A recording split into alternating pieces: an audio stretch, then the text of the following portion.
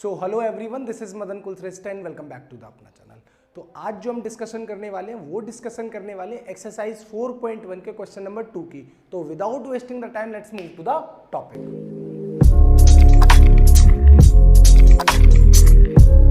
Question number 2 में हमें क्या करना है, लिखा हुआ है represent the following situation in the form of quadratic equation.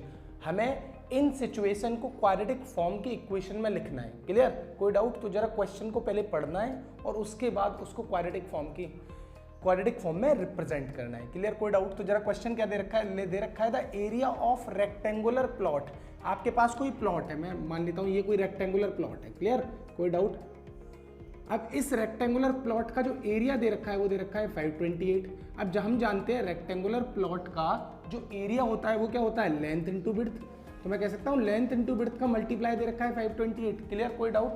ठीक है, यहाँ तक समझ आए। अब उसने बोला है कि अगर the length is 1 more than twice its width, जो लेंथ है वो विड्थ के दुगने से एक ज्यादा है। क्लियर?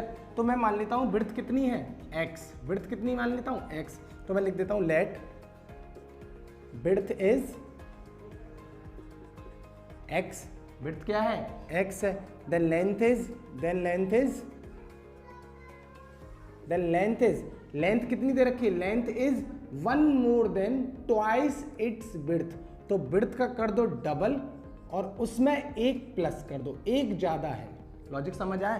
तो क्वेश्चन में बोला है कि जो लेंथ है वो विड्थ के डबल से एक ज्यादा है। तो अगर मैंने विड्थ मानी x तो लेंथ कितनी हो गई, विड्थ का डबल 2x से एक ज्यादा 2x + 1।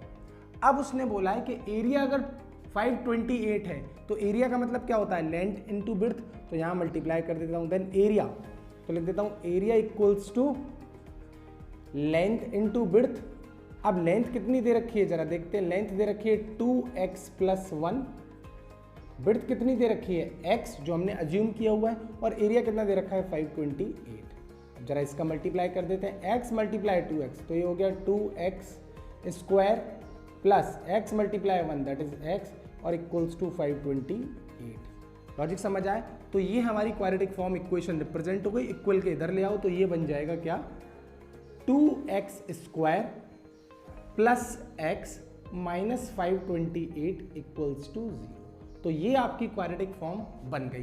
तो आपसे क्वेश्चन में ये पूछा है represent the following situation in the form of quadratic equation, मतलब इस सिचुएशन को आपको क्वाड्रेटिक फॉर्म में लिख के दिखाना है। तो ये आपने क्वाड्रेटिक फॉर्म में लिख के बता दिया। ठीक है, अभी हमने जो सीखा है वो सीखा है किसी भी क्वेश्चन को रीड आउट करके उससे क्वाड्रेटिक फॉर्म कैसे बनाते हैं, और अगली एक्सरसाइज में सीखेंगे कि उस क्वाड्रेटिक फॉर्म को सॉल्व कैसे करते हैं, मींस उसके रूट्स कैसे फाइंड आउट करते हैं। क्लियर?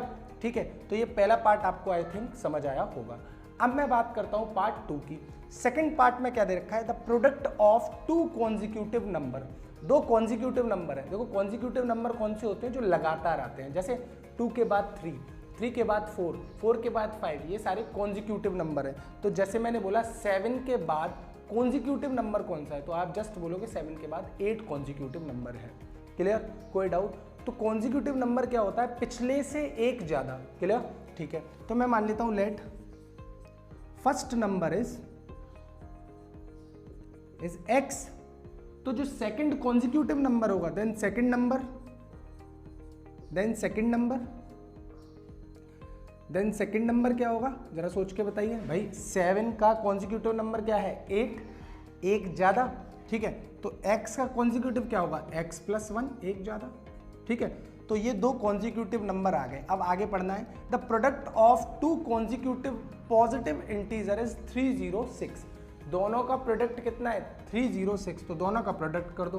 दोनों का प्रोडक्ट कैसे, first number multiply by second number equals to 306। अब फर्स्ट नंबर क्या है, x, और सेकंड नंबर क्या है, x + 1 इक्वल्स टू 306। जरा मल्टीप्लाई कर देते हैं, x × x² plus x × 1 that is x। ये इक्वल का 306 से इक्वल के इधर आएगा तो माइनस का हो जाएगा, तो ये आ जाएगा माइनस का 306 इक्वल्स टू 0। तो ये बन गई आपकी क्वाड्रेटिक फॉर्म। अब आपने कैसे रिकॉग्नाइज किया ये कि क्वाड्रेटिक फॉर्म है या नहीं, तो मैंने बताया था क्या ये क्वाड्रेटिक इक्वेशन है, पिछले एक्सरसाइज में कर रखा है। ऑफ कोर्स पिछले पार्ट में हमने ऑलरेडी ये चीज़ पढ़ रखी है कि क्वाड्रेटिक इक्वेशन को कैसे रिकॉग्नाइज करते हैं। क्लियर? पहले पार्ट में हमने सीखा था। तो क्या ये क्वाड्रेटिक इक्वेशन है? तो हम बोलेंगे यस। और इसका रीजन क्या है आप कमेंट सेक्शन में इसका आंसर बताएंगे। So now we will talk about question number 3 और क्वेश्चन नंबर 3 में क्या दे रखा है जरा समझते हैं। तो क्वेश्चन नंबर 3 में दे रखा है Rohan mother age is 26 year older than him, कि रोहन की जो मदर की एज है वो रोहन से 26 साल ज्यादा है। क्लियर? तो मैं यहां लिख देता हूं लेट रोहन एज कितनी हो गई x, और रोहन मदर एज मैं लिख देता हूं रोहन मदर एज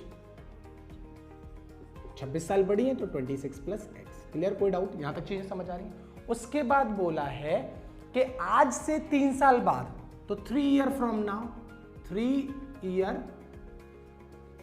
नाउ उसने बोला है कि अब से 3 साल बाद अगर दोनों की एज का प्रोडक्ट करें तो पहले 3 साल बाद एज क्या होगी ये तो पता कर लें। तो देखो आज रोहन की एज x है तो 3 साल बाद कितनी होगी x प्लस 3, तो 3 year from now Rohan age 3 साल बाद रोहन की एज कितनी हो जाएगी x प्लस 3, 3 जुड़ जाएगा। ऐसे ही उसकी मदर की एज भी तो 3 साल बड़ी हो जाएगी। ठीक है, तो पहले अगर 26 प्लस x है तो अब कितनी हो जाएगी 26 प्लस 3 प्लस x, तो रोहन मदर एज कितनी हो जाएगी, रोहन मदर एज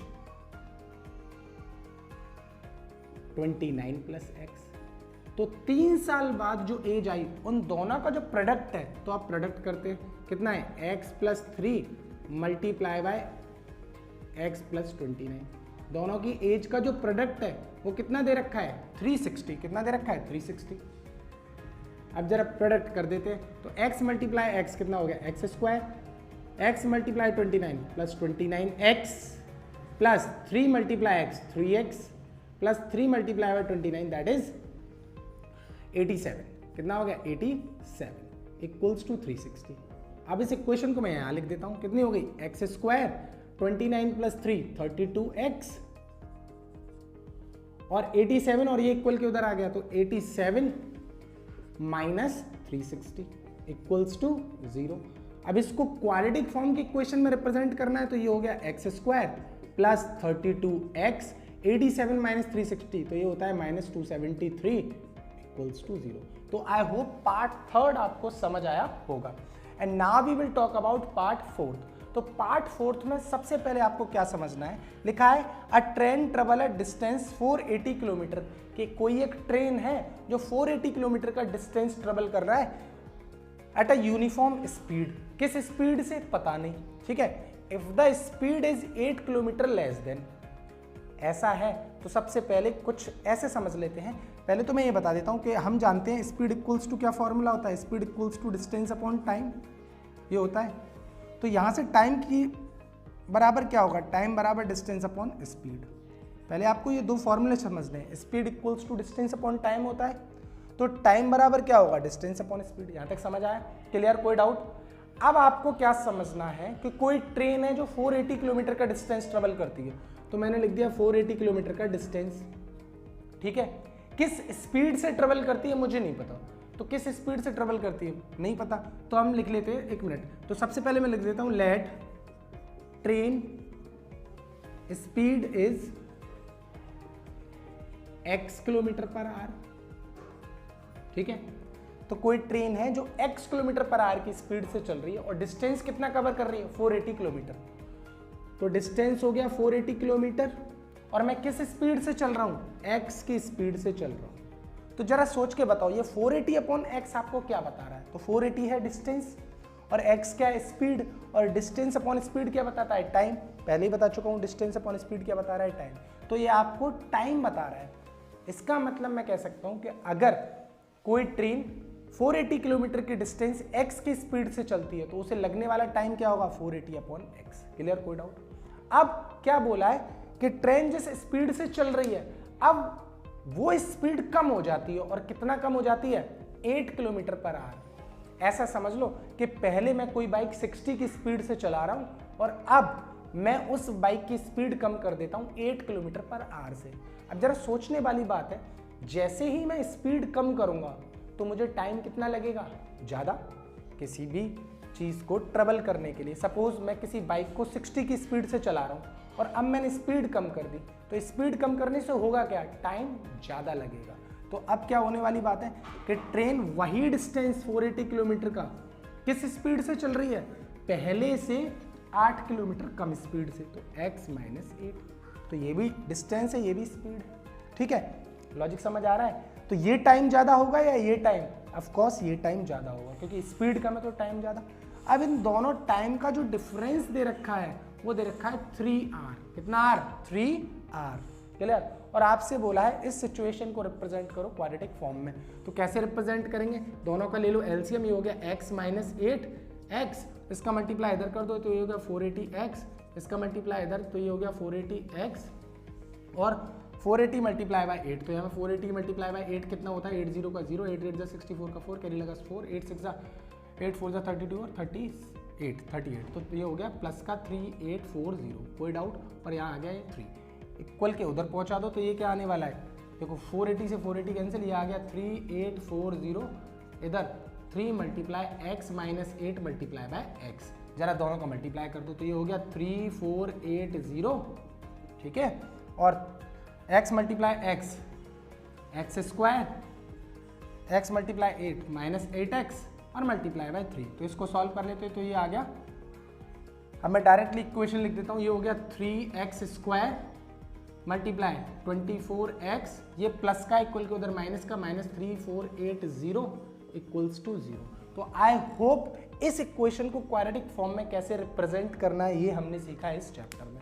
अब एक्सरसाइज 4.1 के क्वेश्चन नंबर 2 के सारे पार्ट खत्म हो चुके हैं और यहाँ पे हमारी एक्सरसाइज 4.1 फिनिश होती है। आई होप आपको ये सारी चीज़ें समझ आई होंगी, और अगर वीडियो पसंद आया तो वीडियो को लाइक करें, चैनल को शेयर एंड सब्सक्राइब करें and press the bell icon to get the notification of same kind of video. Thank you so much for today session, आगे फिर मिलते हैं, आज के लिए इतना ही। Once again thank you so much.